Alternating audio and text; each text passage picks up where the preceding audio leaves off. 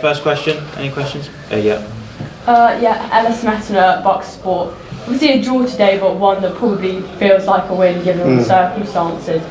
You spoke yesterday saying that, you know, if your players were at their best, then there was no problem that they couldn't solve. Do you think that at times you might have sort of underestimated Oxford in saying that, or do you think that it was maybe your players weren't at their best in certain moments throughout the game? I think if you look at the nature of the game, I mean, how many chances did they really have? 2, 3. Carl's made a good save on one-on-one, but that was offside. So in reality, they've been restricted to very few chances. I don't think anybody could underestimate Oxford. We knew exactly what was going to be the case, and I felt that the players. I thought the players, especially when we went down to 10 men, I thought that we equipped ourselves brilliantly. I thought we worked incredibly hard.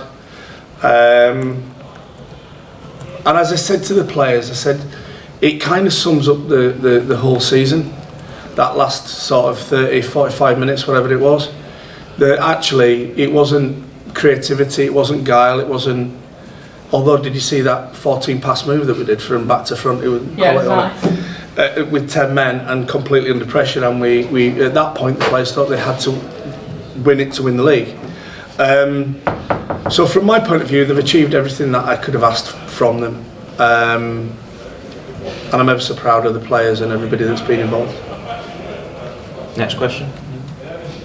Can I also ask, can we put a couple of questions to Jordan, because he's got to be at Pride Park very shortly. So. Don't worry, I'm not.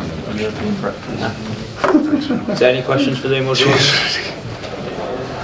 Yes. Yeah.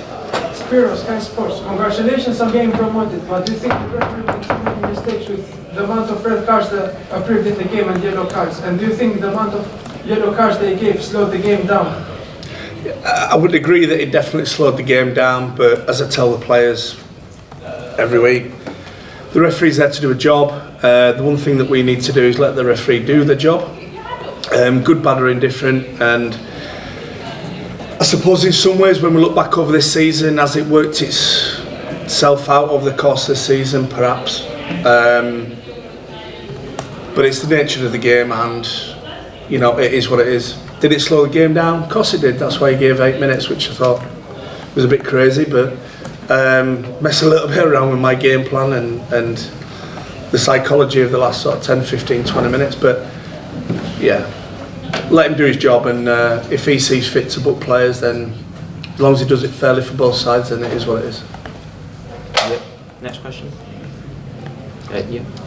Jack Lincoln, Radio Derby. I've got a question for Jordan. Sort of how proud are you, obviously, after the overall result today and promotion, how proud are you of the work that Liam and this side have done over the course of the season, not just on the pitch, but obviously the progress off it as well? Yeah, massively. I think it doesn't go underestimated the fact that when we first started this journey at the beginning of the year, we've come across not just one, but probably 20 different hurdles along the way that perhaps a little bit naively we thought at the start of the year that it would be, again, we'd be bringing in 13, 14 players of a really good quality that we potentially would be able to achieve arguably a little bit more in terms of maybe going far in the cup, but we kind of throughout the year just kind of overcame those hurdles.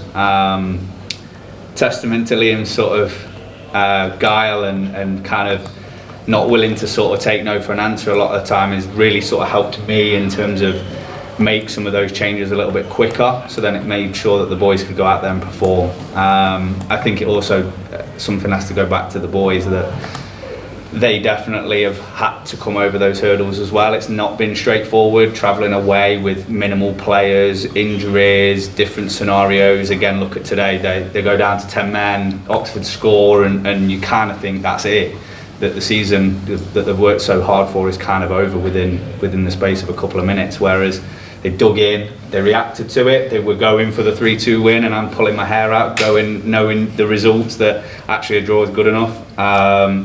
And that kind of then shows that the boys can adapt and can kind of push on. So yeah, the support around the team has been fantastic as well. So since Christmas, again, Liam and I have spoken about that and bringing in people around, whether that's physiotherapists, psychologists, that's played a big part. you wouldn't have thought that at 11 o'clock this morning the boys were dancing and singing and kind of acting a bit of the fool before the game, but that's been part of their sort of regime that they've been going through, and it has played a big part. They probably don't really know this, but they've been performing under a huge amount of pressure that probably at the start of the year a lot of people had said there was probably a few doubters that are we going to achieve what we set out to achieve, and ultimately getting promoted feels like winning the league and the cup all over. The boys have managed to achieve that, so to sum it up, proud. We just now need to take stock, plan for next year, and then push on again. We've got even more that this team and football at the university can achieve as well. Next question. Yeah. My question is for Liam. So obviously Charlie Holiday. So my name's Jack Lovell for BBC. So Charlie Holiday got a brace today. How pleased are you with his performance this afternoon? Charlie's an interesting story, which I don't mind telling you. Charlie was a player who'd been in and out of academies, and he was a player that came to the university to be a student, really. He wasn't part of the pro chance guys that we recruited and brought in. And Charlie's been on an emotional and a psychological journey to be what you've seen today. A player who's much more composed than he has been in the past, recognises and makes better decisions on and off the pitch, and that was epitomised in the way that he performed, the amount of distance that he covered. His sprint count will no doubt be right up there at the top, which I'm very pleased about, and obviously the first goal is a hell of a move, isn't it? And exactly, just to say, it was off the training ground as well, and he's banged it in the bottom corner, and obviously to get his second as well, that I'm really pleased for him. And he's been on a journey, and he's come out the other side, and I think he'll be a better person, and he's very much a better player than he was when I first met him. Thank you. Any questions? Yeah. Question for Jordan. How do you look after such a high going into sort of wanting pre-season, if you like? How do you keep the team motivated, wanting more? I think it's pretty easy, really. The business isn't really finished. They kind of know what journey. Liam and I sat down with them at the start of the year, and they kind of know that we're kind of starting in what we would call League One, and we know the ultimate goal is to play in the Premiership or the Premier League. So that's exactly the same in this. It's just in a university environment. It's a shorter season.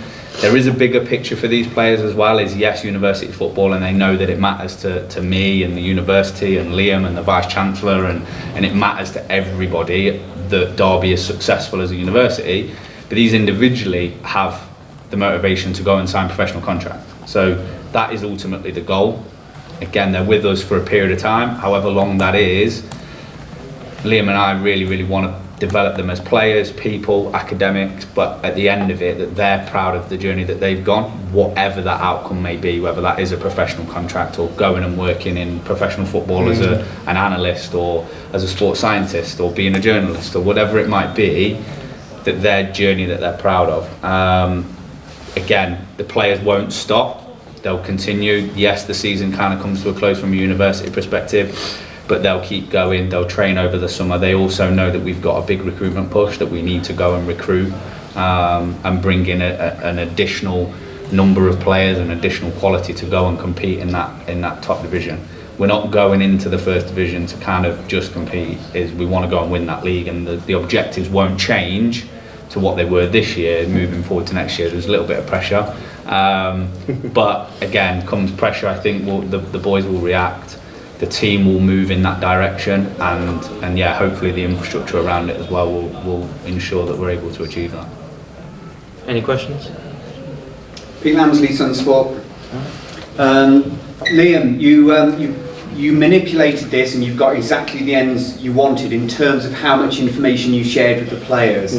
Because yesterday you were talking about win and we get promotion, and then late on, did you have to change the tactical instructions you gave your players to protect the draw?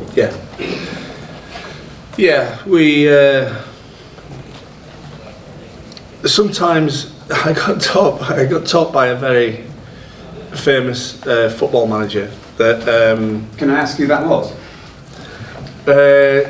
It was a conversation I had with Bobby Robson, Sir Bobby Robson, many years ago, and he said sometimes you've got to be a better actor than a coach or a manager, and that's precisely exactly what the situation demanded. So I'm not advocating that he knew Sir Bobby Robson very well or whatever. It was a conversation I asked him, and it always stuck with me. And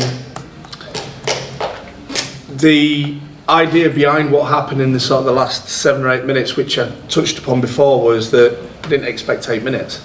So when we got to the last 6 minutes, I asked our strength and conditioning coach to confirm there was 6 minutes left. He said, yeah, 6 minutes. And then that's when I passed the message on, which was another, I'd say, piece of acting rather than a blatant lie, saying that Birmingham had been beaten and playing at the same time. But the lads don't know that. So then a draw became good enough. But if I'd have told them at half-time or told them before the game or in our preparations, we would have been in a situation where the dynamic, the moment the sending off happened, the dynamic of the group would have changed. Regardless of what I said, they would have started to sit back.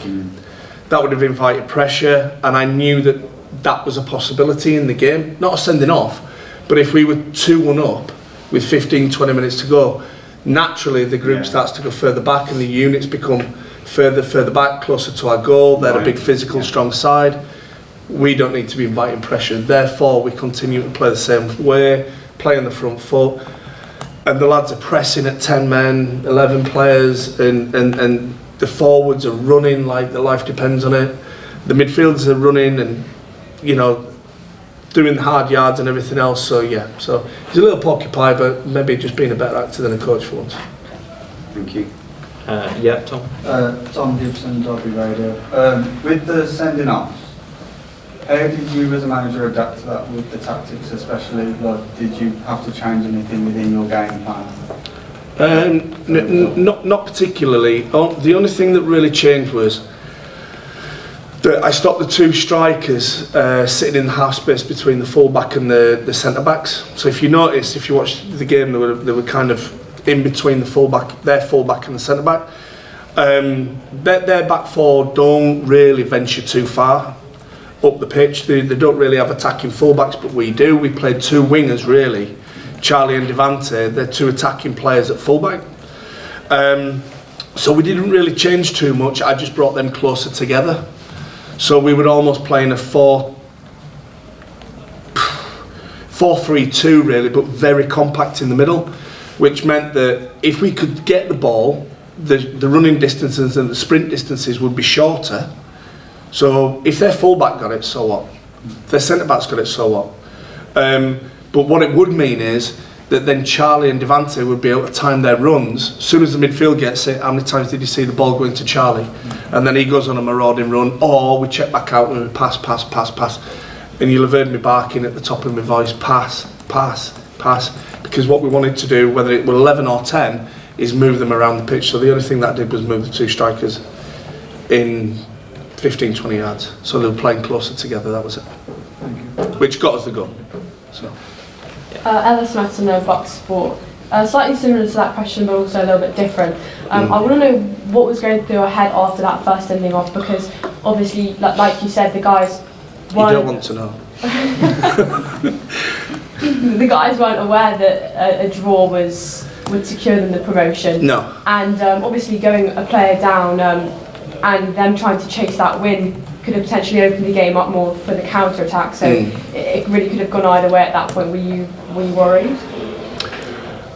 Not really. I was a little bit concerned for Arnold because he was frustrated. It weren't the best game he's played, but he's a great lad and he is a good footballer and he's got bags and bags of potential. So in the moment I was more concerned for Arnold really, because he's booted the ball away and I think I said straight away he's off. I don't know, because I can't really remember the original booking. I think that was a tackle, wasn't it? It was a late tackle. Maybe that was a booking as well. So whichever, he's sent off. So I was more concerned about Arnold. really about him and what he was thinking and feeling in that moment, because he's obviously just walked off. He's frustrated, he's upset. But then, of course, you flip straight back into gear, and Ellie walked around, I think, and had a chat with him, so it was all good. But it didn't change anything in my mind, other than I was more concerned for him than that, because, like I said to the gentleman there, we didn't change anything tactically apart from bring the forwards in, so it wasn't a complicated situation. Any questions? Tom again? Tom Gibson, Derby Radio. So, as he's being sent off, and obviously you see the frustration, I spoke with Arnold yesterday, and you could see the kind of character he is, very enthusiastic. What did you have you had a word with him since? Is that something you want to discuss? Obviously, going into next season, you don't really want your players being sent off for those kind of situations. Have you had a word with him since? It's really no. I haven't spoken to him yet. I think what's important in this situation is the professional staff that we have. As I just mentioned, Ellie, they've had a conversation. He was in the changing rooms when the players are celebrating, and we'll let the dust settle, and then we'll have a chat. There'll never be an issue between me and Arnold. It's basically like a surrogate son that I never had. So he's upset at the moment. He's probably more upset with himself. He feels a little bit maybe in the game under a little bit of pressure because there's a lot riding on it, even though we've tried to take that pressure away from him. But let the dust settle, let him have a few days off with the rest of the players. I'll probably give him a call at some point and we'll have a chat, and then it'll be all good. He's just made a mistake and that's the end of it. Any questions? Spiro, Oscar Sky Sports. How did you keep the players motivated and focused to achieve their end goal throughout the whole season? Like, what did you say to them? We set out with an objective, and I think there's lots of ways to motivate a group of people. I think the first thing was to motivate the individuals within the group. The dynamic of the group and the individuals within the group has changed. So as you see today, you had three, Adam Blair Park, Emil Lloyd and Liam Chalk were effectively all playing for the threes 10 days ago in our last game. But that's the point of having somebody who knows every single player within a football club and looking at when the time's right to bring them in, move them out, bring them in, ship them out. If they're doing the right things and doing what is being asked of them and they're enjoying the football and they're good for the group, then they stay. And if that's not the case, then they maybe revert back to where they came from. But in terms of motivation, that's been useful in terms of creating competition when we didn't really have that originally. So I was fairly certain that we could get through the first 2 or 3 games, which was kind of our pre-season really. So we didn't have a pre-season. The first 2 or 3, 4 games were like our pre-season, wasn't it? All away from home, which is unusual for the first 5 games away from home, which was a test. And it's utilising situations like I've just described there. Well, all our games are away from home. Players are like, what? It's like, well, it's us against the world. They're going to want to beat us on their own patch, and it's all little things like that emotionally and psychologically you can use to get an extra percentage out of players and keep them focused on what the prize is, but ultimately about them as individuals being the best version of themselves. Any questions? Max Des, Derbyshire Telegraph. I was just wondering, throughout the game, especially when the red card came around, it seemed that you didn't really want to make any substitutes at all. Was that sort of a tactical reason, or was there something else that had occurred? Well, as I said to the players in the changing rooms, I apologised to the substitutes. Because if you noticed, I was speaking to the different substitutes. But the dynamic of the game, not really anything to do with sending off per se, but the dynamic of the game was ebbing and flowing. And the game was starting to open up. So I'm looking at the players' strengths and I'm looking at what they're going to give us and I'm looking at the moment that the players are in. So if you look at the players who were on the pitch, especially when we went down to 10 men, they're in a moment.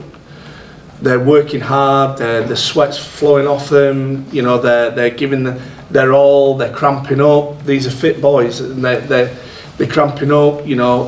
Emia's calf injury came back to sort of, which we kept quiet. I know people asked me before, I don't know if you get any injury concerns, which we kept quiet, nobody spoke about that. And those things started to appear, but they're in the moment. And psychologically and emotionally, they're going to run through a wall to get what's needed. Whereas when the subs come on, they're in a different moment and they need 2, 3, 4 minutes to find the feet. We didn't have 2, 3, 4 minutes. So in order to get that draw, or even the win up until the last 6, 7 minutes, and then obviously the 8 minutes added on, it was very, very important to leave them in the moment and keep encouraging and keep them working hard and keep them running, keep them playing forward, and keep them combining those passes, which even with 10 men was really stretching Oxford all over the pitch. So, yeah. Jack Lincoln, Radio Derby, it's a question for both of you. You mentioned before that there was a multitude of players that made the step up from the 3s and the 4s for today's game. It must be really pleasing for the both of you to see them make that step and deliver on the pitch as well, to see that pathway is there and they can perform. Yeah, again, give you the insight of the journey. Again, bringing in Liam at the start of the year, it was very much a case of we need to look at the programme holistically. It's not just the first team that potentially historically it has been, because it does two things in that regard. Is it alienates the first team from the rest of the club, and there's that disparity, and it doesn't allow for players to transition through. So yeah, seeing players come from the 3s into the first team is something that we set out at the start of the year of being a goal of, if there's opportunities, then give them. Again, at the end of the day, there's arguably 60, 70, 80 players playing in our teams. There's also potentially 50, 60 other players that are playing in social leagues or campus leagues, or they're playing competitively in and around it. And ultimately, we just want the best players, but also the best people in the right teams at the right moment. Again, you've got players, like you talked about the substitutes, you've got players on the bench today that have been part of the programme through the entire year, but the moment wasn't right for them today, but it was at the start of the year, so they've still played their part in the whole bigger picture. And arguably, it's not just about the first team being successful, it's about the 2s hopefully going and pushing on and winning their league, and the 3s and the 4s, and yes, there's going to be limitations to what we can achieve, but ultimately, can all of our teams be the best that they can be and gain as many promotions as we possibly can? This promotion now puts the first team in the first tier. You've got 3 other teams that are all at the same tier. So ideally, yes, next year's goal is to get the first team promoted, but get our second and third team and fourth team as high up the league and hopefully promoted as well. So yeah, incredibly proud that players have come through. It's a testament to the programme, Liam as a coach, the support staff, that they're able to create that environment. It isn't easy for those players to come into arguably a full-time programme and perform. And today, yeah, they didn't win, but they got enough to secure ultimately what we wanted. And that isn't easy to come in and do that, especially when there could be the potential that the boys that are training full-time have a little bit of a pack mentality. There isn't any of that in this group, and that comes down to the fact that Liam doesn't just recruit the best players, it's about people, their attitudes, their behaviours, the way that they conduct themselves. And again, I know it's not part of the question, but to touch on Arnold, it's probably a little bit out of character for him as well, in terms of the way he conducts himself. He's today isn't a reflection of him getting sent off and potentially him feeling like he's made a mistake for the team. That isn't a reflection of his impact and his contribution throughout the year. I think he'll be very relieved the fact that we've still managed to succeed, and I think that probably shows that the boys have pulled together to do that for their teammate and for somebody that has worked so hard for the team throughout the year. 100%.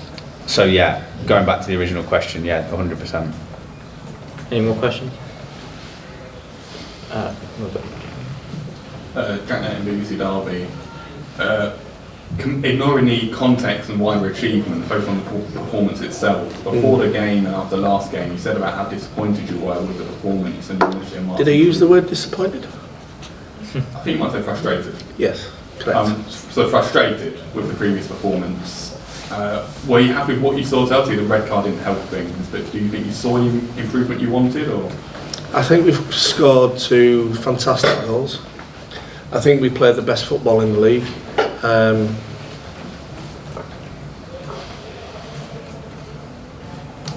I think that players stood up today. You look at Will, centre half, blunder, 5. Absolute man mountain. Dealing with a very big, awkward customer in their number 9. He was a good player in his own right. And did we see that, this is a question to you, did we see that mentality of never say die, we won't be beaten, we'll run further than you, we'll pass more than you, did we see that again in the last game that you're referring to? Not so much. There you go then. Yeah. So the frustration's obviously there, because I know, as I said yesterday, that these players individually and collectively are capable of a lot more than what they showed in the last game, and I think it was there for everybody to see. They had 2 real shots, 3 maybe if you count the offside, and that's been the story of our season. The difficulty we've had is that when we make an error, or when we're not at our best, it's like any team. It could be Man City, it could be Liverpool, it could be Chelsea versus Leeds tonight, right? Championship club versus Premier League club. They come off with the back off a 1-0 defeat against Liverpool, the Carabao Cup. They want to bounce straight back, but Leeds are a good side. They'll play on the front foot, they'll cause Chelsea problems, and if they're not at it, it's the same with us. Except this season we've had, to digress a little bit, this season we've had universities putting their best team out against us consistently since they found out that Pro Chance was involved. So they bring players from their first team down to the tier that we're currently playing in. So we've had to deal with all those types of things, and when the players aren't at their maximum, we can get found out, and I don't want the players to get found out because I want the best for them individually and collectively. So frustrated, but not disappointed because we won the game. Pete Anthony from Sun Sport. Jordan, you'll forgive me for asking this question, but it's a results business. You set out targets to get promotion and win the cup this season. You've got promotion and you're very pleased with that. Would you have looked at firing your coach if you hadn't got the Sun Sport member? Would you have looked? Would Liam's future? He's on too big a contract. The Would Liam's future be definitely up wants for? a headline story, doesn't he? He does, doesn't he? Would he have Do I been give it him or not? No, I think for me, as much as it is results, whether the boys would have got promoted, would have secured promotion today or not, the foundations are there. And again, I'm an Arsenal supporter, so this probably gets a little bit boring. Me and Liam have talked about it all throughout the year about trusting the process. So regardless of whether getting promoted or not, you sometimes have to take a step back and look at ultimately potentially the foundations that we've got. Take today, for example, where football has gone in 12 months is probably taken 10 steps forward that none of you would see. Everybody only ever sees the results and the performances on the pitch. Again, when Liam comes off the pitch and the boys win 3-0 and he's frustrated from the performance, that tells you a lot that it's not just about the 3 points at the end of the game and gaining promotions. It's about everything else. So he's still got a job for now, but a case of us moving forward. It's about, like I said, all the other bits, the cultural changes that we've made, the ability now to push on and not just be successful in one team, but successful across the board. We as a university, I would argue, a punch above our weight in terms of who we've got in the region. We do that in other sports, and football is going to be one of those that we continue to do that. It's bigger than just the playing side. It's a partnership academically as well that we're invested in. So this isn't just a 1 year do or die sort of attitude. The players showed that today, but it's not a do or die in terms of the bigger picture. We've done it in the first year, so that kind of keeps the monkey off the back a little bit in terms of we can kind of any of the doubters that potentially might question. It comes with change. So we made some changes, and we've made some drastic changes that potentially some people don't like, some people do like, but ultimately it's not out of wanting the best out of the entire programme and ultimately the best for every single student that wants to play football, and creating those opportunities for students to get involved from a workforce perspective, a wider team perspective, and then again making it as accessible to you guys, although some of the questions are a little bit direct, but yeah, this wouldn't have happened before. Oh yeah. You banning me? Yeah, probably. More than likely. Can't ask any more questions. Yeah. That's where I leave, right? Is that where I just storm out? I don't know. I'm taking you storm out, and I'll take it as a vote of confidence. Yeah, that's the vote of confidence. Yeah. Liam, are we going to get some players as well? Is that the plan? I don't think that'll be possible now because they've all celebrating and various other things, I'm afraid. So it's just me and Jordan you with. Okay. However, if you would like to arrange, like Follow-ups. Yeah, follow-ups. It could be. It's not like you're far away, is it? Yeah, So, absolutely. No. What comes next, Liam? You were starting to talk about yesterday about future matches. Has anything been firmed Sorry, up? what? You were talking about further matches. Is there anything you can share with the group or not? Well, I think we'll be definitely playing 2 professional club games between now and sort of the first week of May. So that'll obviously be big news for the university and everybody concerned. Great opportunity for the players to showcase what they can do. And a great opportunity for both. I mean, obviously we've been doing it for a number of years now, but a great opportunity for Pro Chance and the university through partnership to showcase to the world of professional football where we're at, where we're going, and what we're aiming to achieve and what we have achieved. In terms of who those games are, that'll be announced in due course. Yeah. Okay. Thank you. Max, there's obviously the Telegraph. Just wanted to follow up from that, obviously, speaking about your pre-season and next season as a whole. What would your aspirations be for next season, and how do you think you're going to go about achieving them? I think we need to take time now to take stock, but what we will be is we'll be competitive. I don't feel that a great deal will change within our philosophy and what the way we're trying to play and who we are, and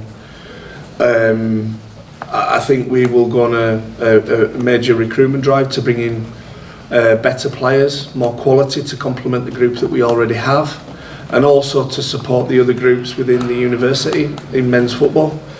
So they'll be the priorities, and then in pre-season and the season next season, we will entertain that once we know what type of squad we've got and who we are. So maybe save that question until the pre-season.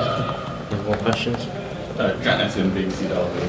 You've mentioned a few times about a big recruitment drive this summer going into next season. Would it be fair to say then that for the rest of this year before next season, it was almost like a trial for your existing players to really earn their place?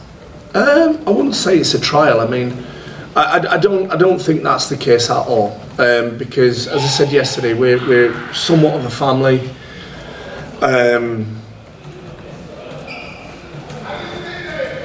Those lads will be put on trial at professional clubs. That will be their trial. They will play a couple of university games, probably against maybe one or two, maybe one Premier Division team, to see where we're aiming at and to get information and almost use it as a live scouting report. And then we'll probably play one in the tier that we're going to play. So they're not on trial. They're here to stay. The players that are on trial are going to be the ones that are on trial to come in and complement the group that we already have. So in terms of a recruitment drive, as you've seen today, those players know exactly what they've got to do every minute of every day to stay exactly where they are or progress and achieve. Any more questions? Anyone who's not asked a question, who wants to get a question in? Yes, come on. Anyone who's not asked one? Don't be shy. Just. James. James Haley, BBC Radio Derby. What will you do differently next season to this season? Hopefully, are you going to respond the same way? Nah, just a good question. Yeah, good question. I think from our point of view, I don't think a massive amount will change. We'll look at areas where we can improve. We'll look at workforce engagement. We'll look at player recruitment. They're also standard, straightforward things that we'll deal with and we'll be very good at. I envisage I hope that we encounter less obstacles. I feel we will encounter less obstacles. I feel that we've got to a point now where we've changed the culture within men's football, that we can continue to drive that forward. So the culture of the club and who we are and what we're doing and the personalities within it are all becoming more consistent now. I think as we get to the end of this academic year, that will become easier to develop going forward and to cultivate. And then it's just a case of taking one day at a time and ensuring that we're the best version of this football club and we represent both the University of Derby, Pro Chance and any of the partners involved in the best possible way. Yeah, I think to add to that as well, I think preparation will need to come from, again, my area of work, and again, to give you guys the context, Liam probably got his contract start September. We're already a month behind of where we already wanted to start for this season. So preparation now really starts. Give the boys a few days off and Liam hopefully a few days off. Maybe I won't share any phone calls on the way to and from home with Liam over the next few days. And then we start basically preparing what that looks like and working back. You do know that we are actively recruiting players as I'm sat on the sat here right now. It doesn't surprise me. Which again, that starts in May. So that kind of next season really started a few weeks ago in terms of where it looks like. It's then putting all the sort of foundations and preparations in place that not only the first team but the other teams as well have got pre-seasons. They know if we're not going to be the best technically, then we're at least the fittest team out there and players that can go and do and die and give everything that they possibly can. Ideally, you've got the best teams as well in the leagues, but I think fundamentally if you can go into every single game knowing that you're going to run further and work harder than the opposition, then you have a fair chance of taking as many points as you can in the league. If you look this year, a lot of our teams started really well. They maybe haven't carried that throughout the entire season, and that might be through injuries and depth and some cultural challenges that we faced. So again, it's just making sure that we've got everything kind of in place. It's been a very, very, I wouldn't say big learning curve, but it's definitely been a learning curve throughout the year, and to go through it and learn what we've learned and also achieve what we wanted to achieve is fantastic. So. Alice Mattner, Box Sport. Do you feel your players are already prepared for that step up into obviously the division above, or do you think a lot of that preparation comes with the recruitment in the summer and just that pre-season? Do you think that's where a lot of the preparation takes place? I think good players need good players, and I think we've got the nucleus of a really good group, and I feel that we can go up to the next division, and I think we can compete. I think we could compete as we are now. I think if we had some quality, obviously that'll be a discussion with the chairman to see what purse strings we've got available and what we can and can't do, but I think with some additions in the right areas, we can certainly attack the league and be a force to be reckoned with. The leagues are what's important to us. The cup competitions we'll negotiate as we get to